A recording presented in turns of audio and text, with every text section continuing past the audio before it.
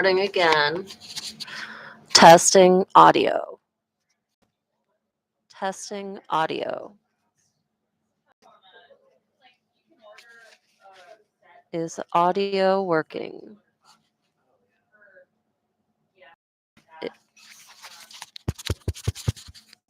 Test. On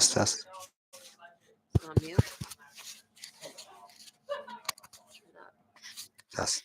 Test. Test.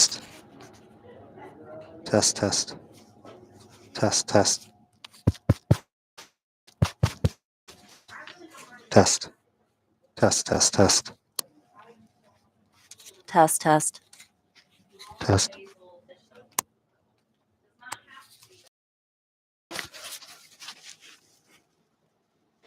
your audios up on your phone? Test. Did you come onto the new? Because this is a new.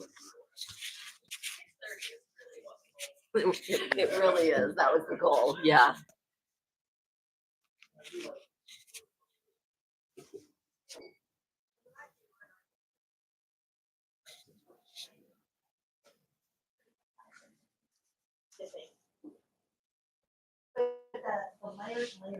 That's a little one.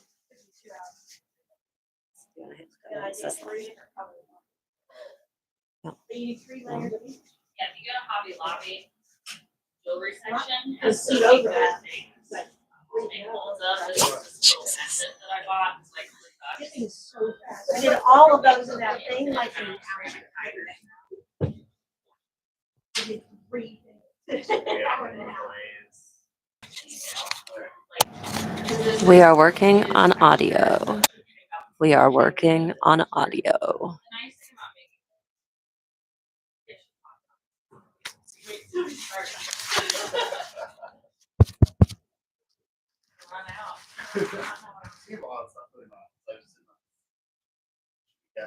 Yeah, it should. You know what? It's not going to take very long to make these. It's going to take like to actually make the mold. It's going to take like. Test. Hear this? Can you hear this? Can you hear me?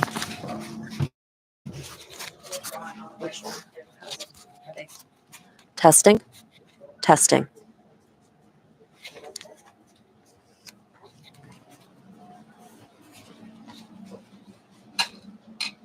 All right. If you have been waiting for us to come live, thank you for bearing with us, and thank you for our in-person person who you can't see. Don't worry, you're not on camera. I'm DC Kashyev. I am the workshop chair of the Clay Guild, and we are here at the Guild today with Abby Callaghan, who is education chair on the board at the Guild, and she is doing a workshop for us on making and using sprig molds to decorate your pottery. So take it away. Here we go. So sprig molds are basically the easiest type of mold you could make. I've got an example here. This is actually a piece from our president, Josh Wood. This is a little sprig he's put on the side of his cup. I'm not sure how he made his sprig or how he made his positive for this, but I'll show you about how you could make this yourself if you wanted to. So what exactly is a sprig then? So a sprig is a mold for basically anything that's really flat. Okay. Things that you want to add on the sides of pots or anything else decoratively. If you know about Wedgwood pottery, very famous blue and white pottery, they are covered in sprig molds. Yep. So basically, if you wanted to do a lot of fancy decoration, but not have to agonize over hand sculpting every single thing, you could make, some positives and then make molds of those, and then you could make potentially hundreds of copies of that. Nice. So I know Josh, I don't know how many, he makes like 60 of these top race mugs with his sprig molds. Nice. I do have an example here of a completed one. So sprig molds are made out of plaster. Here at the Clay Guild, we do have quite a few sprig molds that people have donated, which is nice, but maybe there might be a shape that you would want to make yourself that we don't have here. So This one is of sunflowers, and I've already actually put some clay in this one. I thought maybe first I would just show you basically how you would use a sprig mold. So maybe if you're not interested in making one yourself, you can at least know how to use the ones that we already have. So I've got some clay here. It is better if you use clay that's a little on the drier side. If it's really wet, it's going to be harder to get back out because it's going to be really sticky. So I just kind of try to get a smooth side, whatever sides that's going down into it. If you've got a bunch of cracks or divots, those might show up later. So I'm just not going to get too fancy, but something like that. And then I'm going to press this down in the mold really firmly.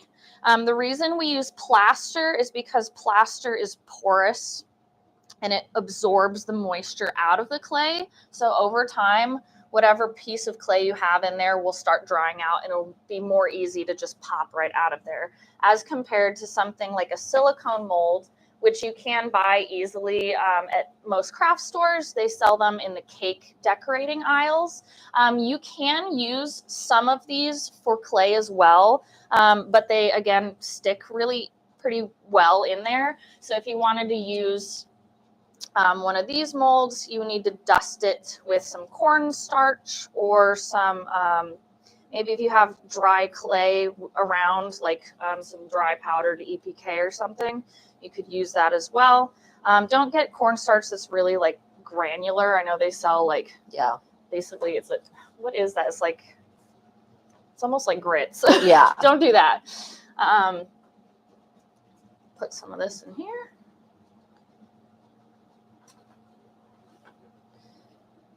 So once I have this big patty in there, I am going to use a rubber rib to scrape off the extra.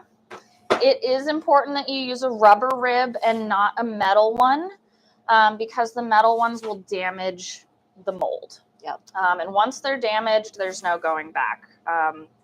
Most molds will only last a certain period of time depending on how often they're used. So you don't want to wear them down faster by using tools that will damage them. So I saw you just kind of dug some out when you were doing that, and then she just put a little tiny bit of clay back over it to smooth it so it's level. So I accidentally dug a little bit. But it was very easy to fix. Yeah. So, yeah.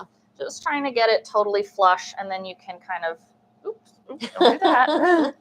Trying to scrape the extra so that we can clearly see where the edge of the mold is from where the flower starts and ends. Now, like I said, the drier the clay is, the out. This other one here, I actually put in maybe 30 minutes ago, so it's ready to just come on out. It's like very Rachel Ray of me here. So here's how we're gonna. This one ready in the oven. There we go. So here's how we're gonna get it out. So people want to tend to sort of like claw at it or get like a needle tool and pick it out. You are going to mess up the sprig itself if you do that. So what you're going to get is some fresh clay. It does not have to be like super sticky, but it does need to be pretty fresh. Mm-hmm. And I'm just going to stick that on the back here. Oh, how cool. And that's pop it out. And then hopefully you can just kind of gently peel the sticky part off of here. So there is a nice fresh sunflower that you can stick on whatever it is you want to stick on. Would you ideally stick it on pretty quickly, or do you just kind of wait till it's the same consistency as whatever piece you're sticking it on? That's a good question. You want to get it dry enough to where you're not going to distort the sprig by touching it and moving it. Definitely don't let it get drier than leather hard. But yeah, if I'd like to stick both of them pieces together around a leather hard stage because it's really easy to mess up the details. Right. And the really cool thing about sprig molds is you can add so many details in them, and that's kind of the purpose, right, of having something that seems like a lot of work and making it simpler. Yeah. So there's that one. So you're doing the work once, then making a mold, and then yes. So do all the work, all the hard work at once, and then you don't have to do that again. Nice. I'm going to attempt to Okay. pull out a fresh one. It might still be too dry, but we might as well just, or too wet. I'm going to give it a shot though. It's too wet. So I'm just going to go ahead and stick this one in front of the fan and let it dry out for a little while. Okay, see how our little silicone one went. So I'll go ahead and just, I peeled it all out by accident. The silicone one, so I did You don't have make to do one. that. I did make one earlier, and in the silicone mold only, if you use the metal rib on the plaster, like Abby said, it can break the plaster, then you're done. Silicone, it's a little bit more forgiving, so I did use a metal rib to scrape it because it just got a little bit of a sharper cut, and it doesn't pull as much as the rubber rib. That's the problem. So I here. think with the silicone mold, a metal rib is okay because I got a very clean little feather out. So yeah, I don't think that you're gonna hurt the silicone Right. mold, probably. Do you want a metal rib? I think I might just with your fingers? scrape it with my Nice. hand. I think that's working Perfect. pretty well. Yeah, it did stick to the rubber rib a little bit. Yeah.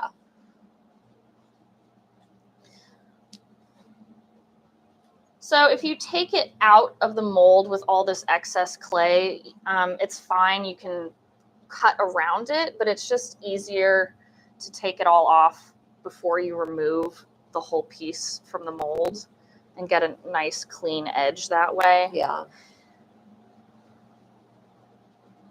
I think that's looking pretty good. Looks good. And the nice thing about the silicone molds is you can bend them so you can peel it out. We did try some other silicone molds that were a little bit, you can see this one is a nice hefty mold and it's very shallow. We did try a slightly deeper mold that was a lot flimsier and did not have success, even though it didn't have the detail that this one has. So if you're looking at store-bought silicone molds, shallow and hefty rather than the other type. Yeah, any really deep ones, you try to peel them out of there. It's just, there's so much clay gripping to the sides of Right. whatever shape it is, whereas this one has barely got anything to cling on to. It's So really good. that's like a really nice feather. Yeah. Very easy to make. Yep. Okay, so that's for the store-bought molds. I'm going to go ahead and show you to make your own with plaster. So there are lots of different ways that people do this, but I am going. So for materials here, I have a box of pottery plaster. Pottery plaster is different than just regular like plaster of Paris. It is a little stronger because you need it to be a little bit more durable when you're using it so often. Yeah. So I bought this at Blick. It's more expensive at Blick than it is at a pottery supply store. If you're local to the Kansas City area, our best pottery store is Bracker in Lawrence, and they do sell big, I don't know how many 50 pounds, pound 50 pound bags. Yeah, and it's much cheaper. I think this box cost me like, it was like $19. Oh, wow. It's not For a that small, much. yeah, A okay. 50 pound bag at Bracker's is less than that, I think. so. Yeah. So, but if You you should have told me I have 2 bags in my garage. Oh my gosh. I know. Okay. Well, I've actually had this one for a little while, so okay. it's fine. I didn't specifically purchase this box for this workshop. So what else I have? I've got the plaster. I have some of these just like simple trays that I bought at the Dollar Tree. So these all were like $1.25 for these. Nice. And these I'm going to use as the coddling on the sides. So a coddling board is, you could, make your whatever it is you're making a mold of and put it on a table, and then you would get like melamine boards and put them around whatever it is you're making, and then you'd have to clamp them together, fill in the cracks with clay because the plaster will try to get out from underneath your coddling board. Right. And if you've ever spilled plaster all over your socks and shoes, it's a nightmare. Yeah. So I really like these like simple plastic trays because most things that you buy from a store like Walmart or Dollar Tree have been made from a mold themselves. So I know that this is a good shape to use as a mold. So notice that these two things, are not straight up and down. They're flared outwards a little bit. So when I pour plaster in there and turn it back upside down to get the mold out, it will fall out because the rim is wider than the base. Super important. So another thing you want to do if you're buying these trays, make sure that they're flared out wider at the top and that there's nothing inside that is textured. So this looks textured. It's actually the outside here that has these bits on them. So the inside is entirely smooth. If there's any texture in there, it's going to be possible that your mold is not going to come out of your coddling. Lastly, outside of, you know, the things you're making molds of, you're going to need some soap. My professor told us they do sell something called parting soap that is specifically for mold making. Okay. But I've never bought it because it's expensive, and I've used normal soap, works just fine for me. My professor recommends Murphy's oil soap. Right here I have some olive and basil dish soap. Excellent. So the purpose of the soap is sort of to create a little layer between the plaster and whatever it is that you're making a mold of, that it'll sort of make it easier for the mold to come out. Okay. So the biggest issue, the biggest hurdle with making molds is actually being able to take the mold back out and then to take these, whatever you're making a mold of, to try to get that out of the mold.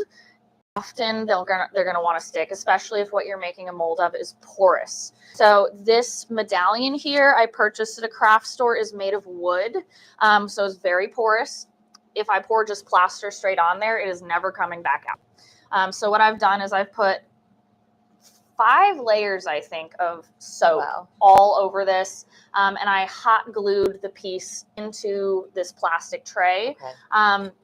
I know that if I were to sort of give this a twist, it would pop out easily, but the glue there is to keep this stuck to the bottom while I pour the plaster in, because it's going to want to float up and out. Are you letting the layers of soap dry in between? Yes. Okay. Yeah, that's actually pretty important. If you just try to do 5 layers all at once and it's not dry, it's not really, it's just one layer. So, yeah. Same thing for all these little guys here. I just got these little, these are just little like jewelry trinket sort of things that I got at a craft store. So again, lots of things that are manufactured have been made from molds. So I know that I'm pretty confident that they're going to come out. This is a real shell. This is a nice shape of a shell. And that back is filled with hot glue. Yes. So this shell that I chose for this one, I'll get into what you can and cannot make a mold of. So this shell here is flat entirely on one side. So whatever it is has to be flat on one side. If it was rounded all the way around, the plaster would surround the entire thing.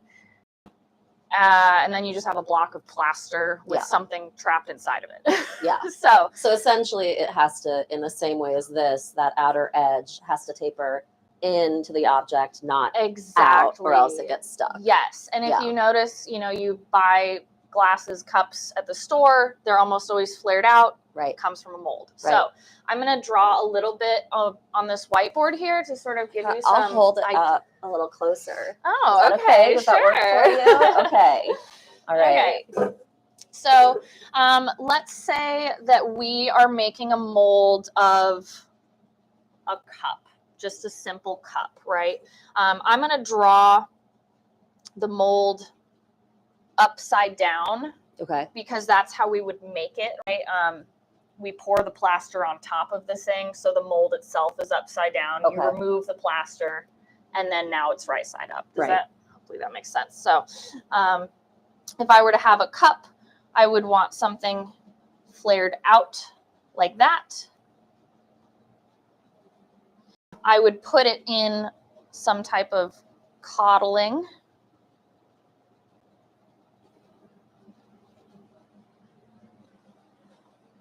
I'd fill this up with plaster here, and then this would be able to drop out.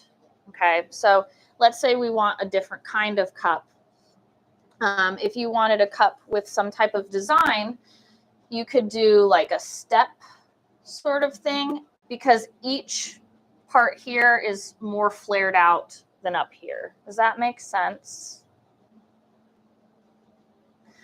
What you cannot do is something that is wider at the base than it is at the top, because it won't be able to come out. So if you wanted a cup, like say a traditional sort of mug shape, it's kind of, you know, imagine the handle goes there. When you try to pull this mug that you've just made out, it's going to get trapped right here, right? This is called an undercut. So basically, just try to keep whatever it is here wider, and then you can get progressively narrower. And you can make molds of this sort of thing, and maybe when we get into our new space, we'll be able to do a workshop on that. Yes. Possibly. So but for now, we're not covering that sort of thing. Yeah. That's a multi-piece mold. So if you eventually want a mug that goes something like this, this would be a 2-part mold, which is a little bit more complicated.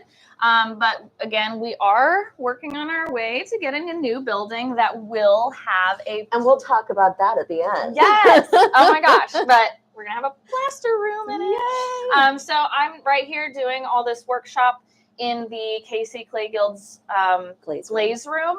So it's really, I want to emphasize, really important that you do not get plaster in your clay that is going to be put in the kiln.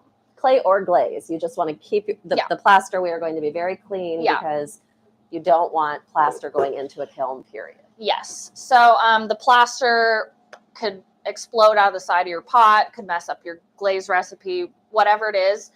So that and it can mess up, if you're in a community kiln, it can mess up everybody's around you too. So just be very careful with plaster. So that being said, I am doing a workshop using plaster. This is not a free-for-all for you all to use the glaze room for plaster. This is for you to do at home. Yes, yes. This is what garages are for. This is for your garage. Lewis will be really mad if a dozen people come in here and try to make plaster things. Yes. So don't do that. Yes. We're just special just for this one workshop. It's to bring this to you so you can do it. So elsewhere. And so you can get excited about why a plaster room would be really cool to have in a new building. And I will really quickly, just because we've brought address the new building, we are in the process of hopefully getting a larger space. We have vastly outgrown the space that we're currently in. So we are in a capital fundraising campaign. If you have it in your heart to donate to the Guild, you can do that either by coming in and donating at the... We also have online donations and beyond, just other potters who want to help support the Guild. We've had an auction, we've had a couple of other events. So keep an eye out for those, because it's a great way to get beautiful pottery and support the Guild. And if you or anyone you know wants to donate to our capital fundraising campaign, we would love it. So kcclayguild.org, you can find the information there. Do it for the plaster room. Yes. I would really love to teach like a full-on mold making class specifically. So if that's something you're interested, just know. Okay, so I'm going to go ahead and maybe start mixing up my plaster. I have pre-prepared some little things that I'm going to try making a mold of. I've also sculpted some things. So these are just little spikes, which there's a little banana. A ladybug. If it is clay, the clay will pretty easily stick to the plastic of your coddling without, like, obviously hot gluing it. So this is not going to float. If you are wanting to make a mold of something maybe like you threw on the wheel, you would want that to be solid. Or if you made it hollow, you're going to have to fill it up with something because it'll float when you pour plaster on it, right? Because there's air inside of there trying to float. So these little spikes that I have here are solid clay, and I'm just giving them a firm little press into the bottom of this cup. Again, I did get all of these little things from the Dollar Tree, so it's And not one really... thing you were saying earlier about making sure that that bottom part, when you attach it, doesn't have an undercut, because that would also, so I'm assuming you're just pushing really firmly to, Yeah. yeah. So I'm trying my best to get this pretty stuck on here. That fun game of pushing on clay without smashing it. Yeah, I'm trying not to mess up the shape of these spikes. Yeah. Well, we'll see how that goes. All right, maybe I'll make a little banana in this one here. Maybe that would be fun. I just wanted to show that you don't have to purchase pre-made things to make a mold of. You can sculpt something if you'd like. Yeah. I'm going to actually get, this is dried out a little bit. I'm going to get just a little bit of water to help it stick a little bit.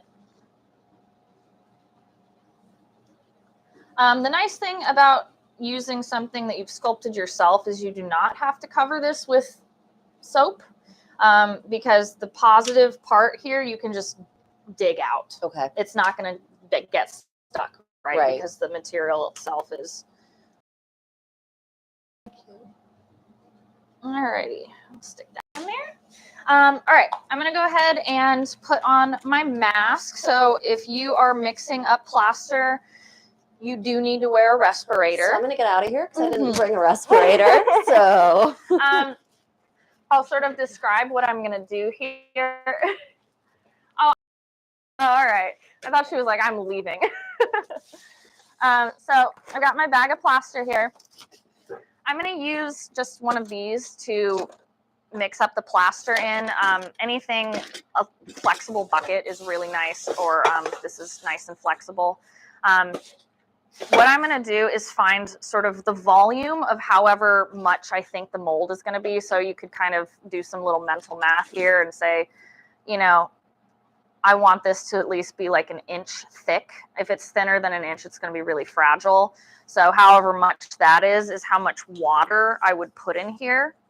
I'm just going to actually mix up about half this cup because I have so many little molds. So I'll just see how much it's going to be. Now, when I go to take this to the sink, hot or cold water, okay?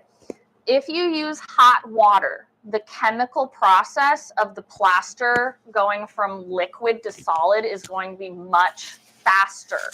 So if you don't have enough time, to like set everything out and, you know, you're rushing, don't use hot water. You need to take some time. You've never done this before. I would highly recommend using cold water. Yep. I personally, I'm going to use like medium temperature because I've got everything set up. I don't, you know, I'm not worried about not pouring this fast enough because you can have your whole jug of plaster solidify in your cup before you've even got everything ready. Okay. So I'm going to fill this up with some water here.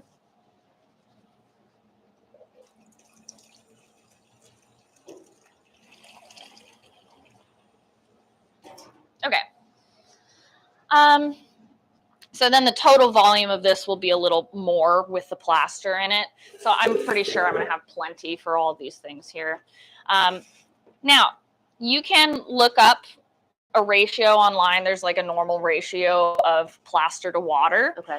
If you're like a baker, you want to be precise. I was taught by a professor who did not do that. Okay. We something is basically eyeballing it, and it is called the island method. If you know George Timmock, he is my professor from KCAI. We were the last class actually that had him as our professor, class of 2017. So shout out to George Timmock for this eyeball method. I don't like measuring things very much.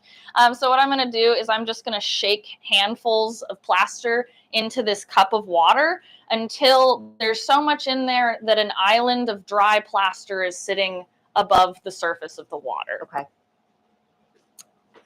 That's it. All right.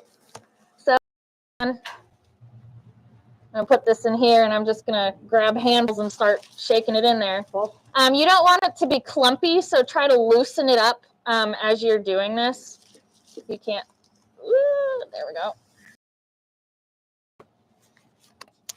In case we couldn't understand, Abby was saying we don't want it clumpy. Sorry, with the respirators on, it makes it a little difficult to hear probably. You don't want it clumpy, so as you're taking handfuls out, kind of shake it up as you go. I guess I could be a little closer with the vent going. Yeah.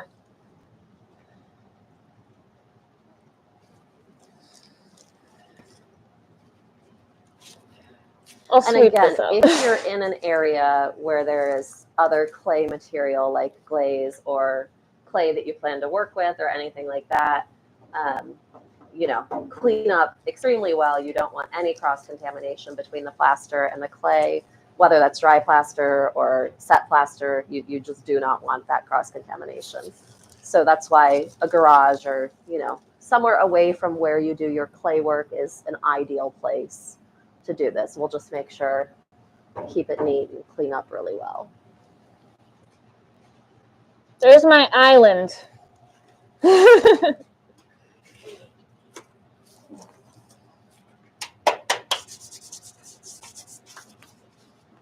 Okay, it's a little powdery still. Not too bad. All right. I'm gonna go ahead and close my box up.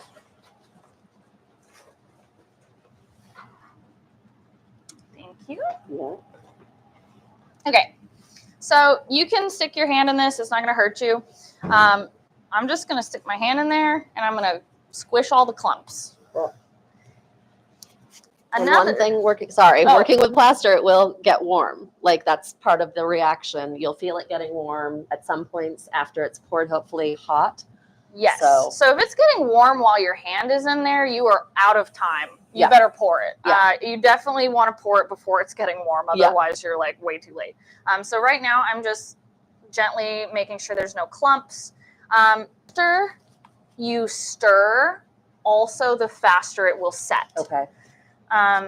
So basically, heat and agitation speeds up that chemical reaction. Mm-hmm. I'm just going to scrape the extra off my hand here and this bucket of water that I've prepared. You do not want to get your wet plaster in the sink. Don't pour wet plaster in your pipes. That will be a really big problem for you later. Okay, so I've got my plaster. I'm going to go ahead and Don't pour dry plaster in your sink either. Yeah. Plaster is, you put it in a separate bucket or bowl, you let it settle out, you pour out the water, preferably outside, and then dispose of the dried material in your trash. So what I'm doing here is I'm just tapping this cup so any bubbles will rise to the top because I want my mold to be really solid. If it's full of air bubbles, it is more fragile, and also it could leave a bubble on the image you're trying to make, and so you won't have like a perfect one-to-one transfer.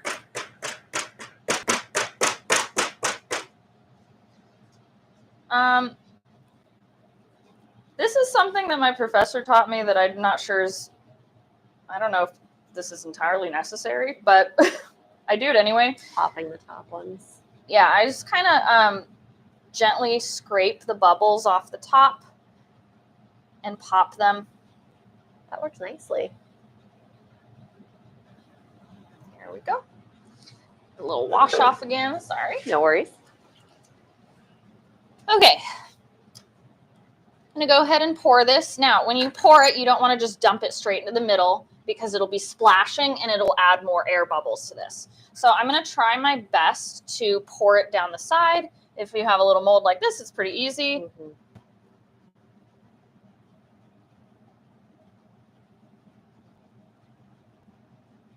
How thick do you want the plaster? So plaster is going to chanch viscosity depending on how long it's been sitting. I meant how tall. Oh, how tall? Yeah, sorry. Ah, gotcha. Okay. This has two different meanings. Yes, I should have clarified. So I want it to, at least for a sprig mold, be at least an inch thick. Okay. If you're making something like a cup or I don't know, something larger, maybe you would want 2 inches of Okay. border around everything. The more plaster you have, the more water it can absorb, but also the longer it's going to take to dry. So up to you what is more preferable to you. I think that's plenty for this thin little disc of So that's what, 1.5 inches probably? yeah, that's plenty. Cool. And then I'm just going to give it a few more taps. Will the plaster, does it lose any volume as it dries, or does it dry at the volume It you've stays got? pretty much the way it is. And then we would go.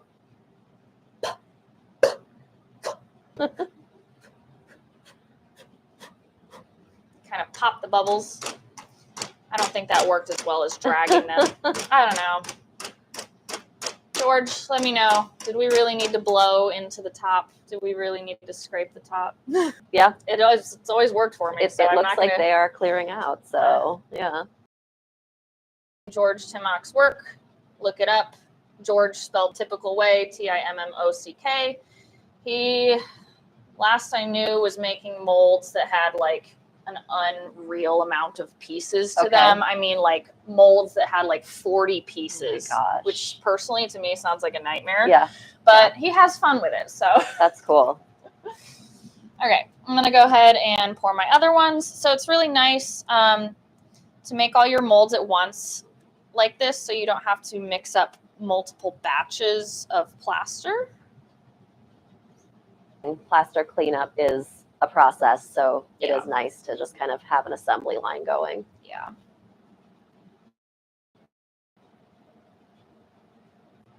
These little ones, they're so small that they don't really have to be super thick. Yeah.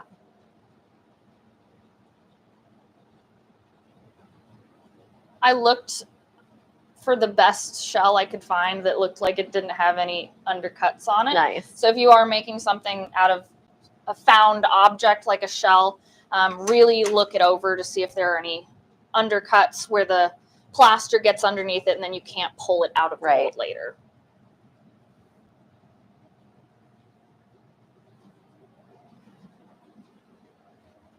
So it's really starting to thicken up. Yeah, you can really see it. So this is very time sensitive. Not the time for you to take a phone call. Do you want me to bang these a little bit? That would be great. All right. Yeah, actually, sometimes I just kind of bang the table, tap the table, and that'll do them Why all. don't we switch places? Yeah.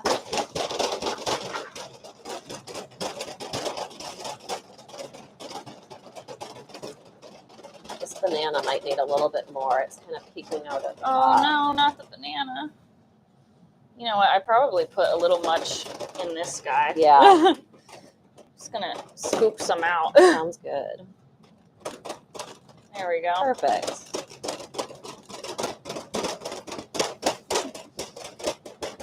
And as you bang, I know you all can't see this. I'm sorry we don't have the ability to film that right now, but Overhead view. yeah, I know. You can really see the bubbles coming up. I have heard that you can spray alcohol on the surface and it breaks up the surface tension to pop those bubbles too. I've heard that too. I've never tried it. Yeah, I don't know. I can't verify that that works, but someone try it and write a comment in and let us know. I put way too much in this one. Okay. So, just gonna scoop that back out.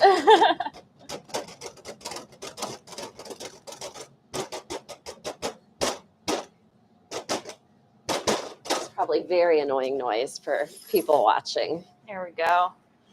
I actually am going to make up one more quick little batch of plaster because I wanted to use this tray to make a flat piece of plaster. So a flat piece could be used for a number of things. You could make a large tray of plaster that you dry out, and that could be something that you use for clay reclaim. So if you don't know anything about clay reclaim, you know, you've thrown a bunch of stuff, you've got a bunch of super soggy wet clay. Since the plaster is so porous, and if it's nice and dry, you can spread that on there and then it will dry both from the air on top and from the plaster underneath. Another thing you can use this for, you could buy a container with a closed lid, pour plaster in the bottom, and now you have a damp box. That's great. So this is, the damp box is very easy to make. All you got to do is mix up the plaster and pour it in a bin. Nice. This one, I was planning on pouring in the plaster and then myself carving into the plaster. So you can also make a mold, a sprig mold, not from something you've sculpted, but you could carve a design into that as well. So that's what I'm going to go ahead and do. It's really nice to use when you're carving into it, it's nice to do like just after it's set because it's still soft and it's not quite as difficult to carve into. Safety first, everyone. Safety first. I'm just going to put some more water in this one that I've already used. By the way, if you're using a cup that already has little chunks of plaster in it, that is also going to make your plaster set faster. Okay. Plaster set faster.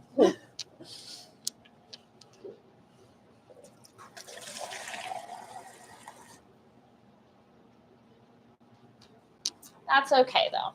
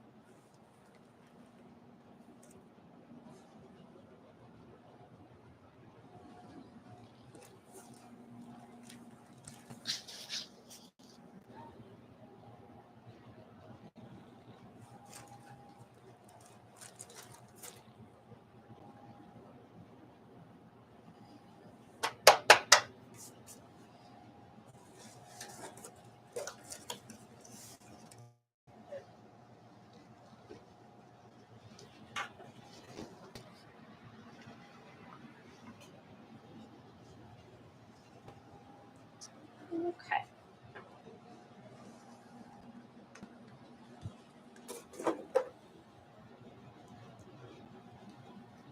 So the more plaster you put in the ratio of plaster to water, the stronger the plaster is going to be. It's going to be exactly the same, mostly the same volume. It'll just be weaker. Right. So if you don't put enough plaster, your mold is going to deteriorate really quickly. This batch that I made here is not quite as dense as the last batches I made, but it will, I think it'll be plenty strong enough to hold up, but it'll be a little easier to carve into. Got it. So you're essentially creating just a more porous, when the water goes away, it's just going to be a more porous piece of plaster? Yeah, okay. exactly. Okay. And the things that I put in there will dry a little faster than if the plaster was denser. Okay. Scrape Oh, off that the- makes sense. Okay. Yeah, that's Yeah. all right. This is probably too much, but that's okay.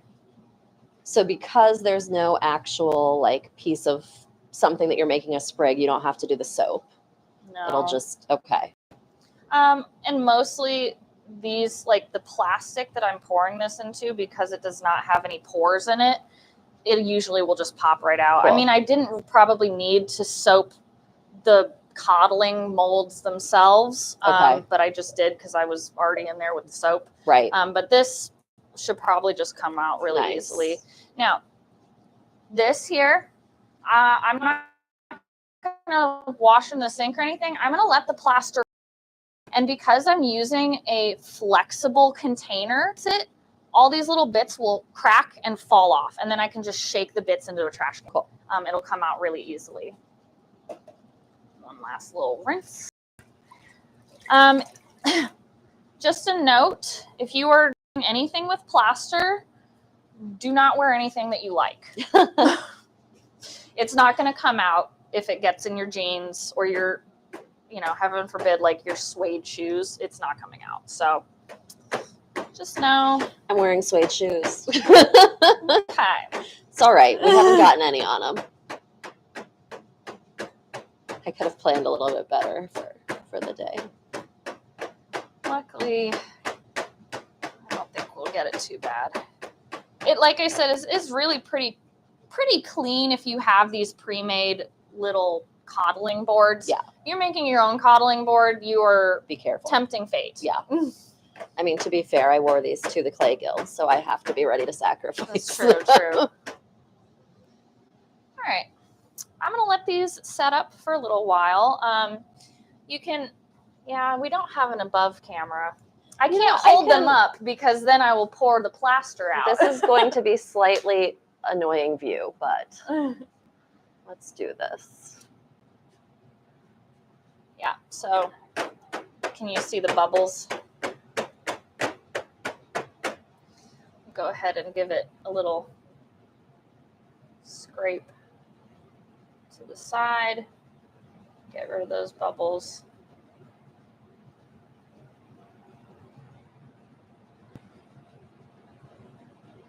So sometimes the plaster can, if you're using hot water, you're mixing it fast. I mean, you can get it to set up within 10 minutes easily. If you're using cold water, you're stirring slowly. It might take closer to like 30 minutes, maybe even longer. I think it does depend a little bit on how big the mold is. The larger mold you're making, you know, the more plaster you're using, the hotter it's going to get during the reaction. So if you are considering making a mold of any of your body parts, do not use plaster directly on your body, please. Yeah. You will burn yourself. Yeah. And you might not be able to get it off. So make a silicone mold and then turn it into a plaster mold. So silicone, so actually what you can use, oh my gosh, what's it called now? Now I can't remember. There's this sort of like weird, it's like a disgusting sludgy thing that you're meant to use on your own body. Yeah. It's not silicone. Oh, it's not? Oh, it's not. I've never used it. Oh my so I'm not gosh. sure.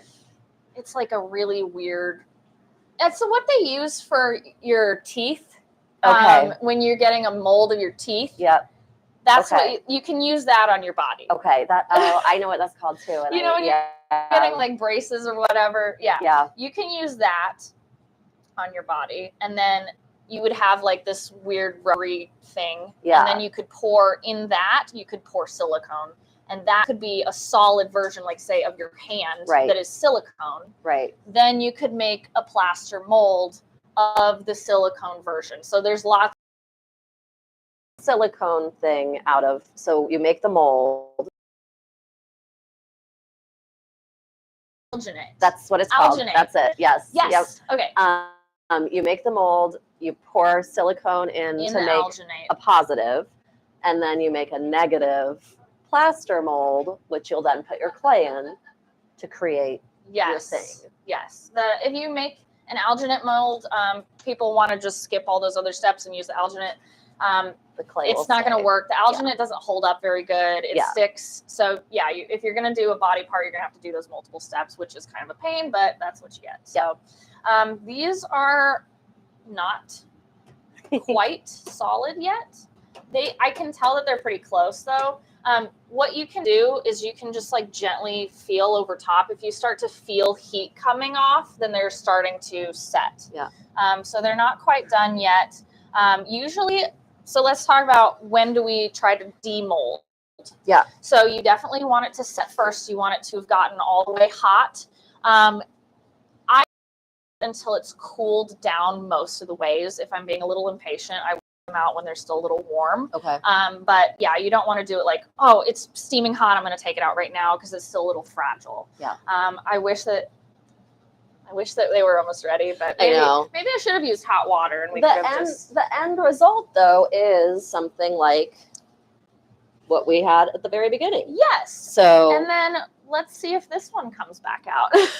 now that I've Oh put it in there. yeah. Yeah, so this one, I mean, it's been maybe half an hour. Yeah. Sitting in front of the fan. Yeah. It's beautiful. Comes right out. Nice. It's very cool.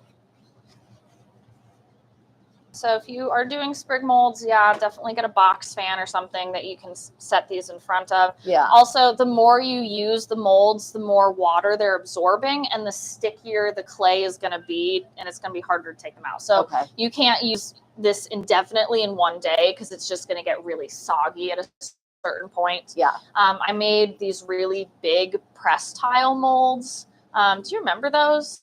I don't think so. Oh gosh, I made these gigantic tile molds. They're 1 foot by 1 foot. Oh wow. They're tiles that are in the KCI airport. If you want to go look at them, that's I made cool. them the exact same way that I'm making these, but That's way, really way cool. bigger. Where in the airport? They're in the Delta Lounge. I've been to the Delta You Lounge. have? I'll have to look. Oh, they're right next we're to that we're fancy Delta table. people, Okay. so. Yeah, they're right next to that big wooden table, like that Okay. fancy one.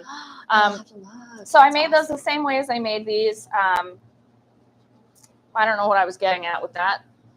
Oh, I could only make 2 a day because they It would get absorbs so much soggy. water. Yeah. Okay. And you really don't want to try to peel out something that big when they're still wet or fresh. Right. Mostly I'd let them dry hard enough that I could just flip the Pop mold them over out. and they'd fall out. Okay. So if you're making something bigger like that, kind of be careful with it. Okay. Anyway.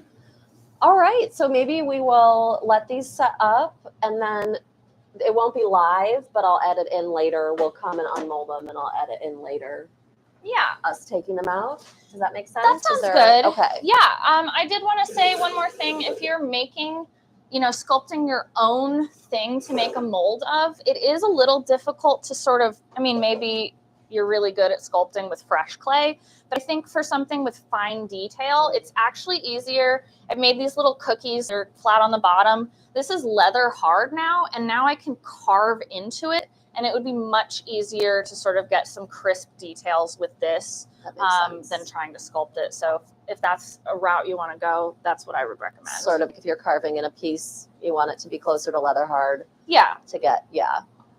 Now Nice. I can, and I've sculpted these in this cookie shape because that is inherently lacking in undercuts, Yeah. right? Because it's wider at the base and gets progressively narrower. So Okay. I can make like a really ugly version of something really quick here. So if anyone has any questions for Abby about this, you can make a comment on our YouTube on this video. That is preferable, and we'll get back to you. Alternately, you can email me at workshops@kcclayguild.org, and I will get those questions over to her. And I'll probably post the question and the answer in the YouTube comment section also, just so that way anyone watching could gain that knowledge. But yeah, go ahead and write in with any comments if you have questions. Unfortunately, we don't have someone monitoring today. If there's anyone who has a question right now, we won't be able to answer. Do you have them any all. questions, Curtis? Yeah. Okay. Huh? It seemed pretty straightforward, I think. Yeah. All right. Yeah, I think, yes. It's not really very hard to do. Yeah. You just got to be careful with getting plaster all over the place. Right. Right. I made a bundt cake. Yeah. It's cute. So It's very cute. just as an example of it's a little easier to carve into something than, Yeah. than it is to sculpt it. So anyway, Excellent. if I wanted to keep that, I could, but I'm not going to. All right. Well, thank you so much. Thank you to everybody who watched. Thank you, Curtis, for watching in person. Again, we are the KC Clay Guild. We are in Kansas City, Missouri. We're a public studio and educational organization. If you'd like to learn more about us, you can go to our website at kcclayguild.org. Please like, follow, subscribe, all of those YouTube things. And again, we are in a fundraising process to move into a new building. We have outgrown our space. We have people who wait years to get shelf spaces here, years to get into classes So we are really trying to expand our programming Yes. so that we can serve more of the Kansas City community. Yeah. So again, thank you so much. And any questions, leave a comment or email at workshops@kcclayguild.org. Thanks a lot.